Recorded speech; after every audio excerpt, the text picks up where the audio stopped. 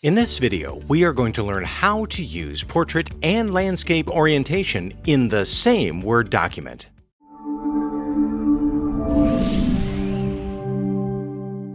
Hello, my name is Mark, and you are watching the Office Master tutorial. Office Master is here to help you learn how to use Microsoft Office in quick and simple step-by-step tutorials.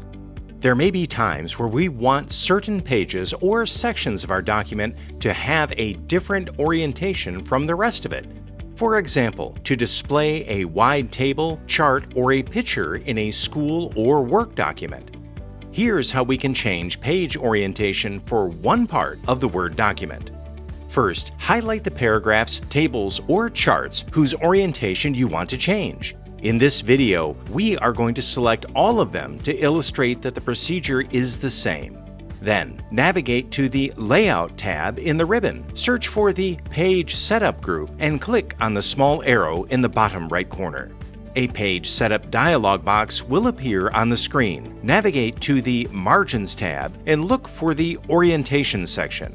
Click the Landscape option, navigate to the bottom of the dialog box, click on the down arrow next to the Apply To box and select the option Selected Text.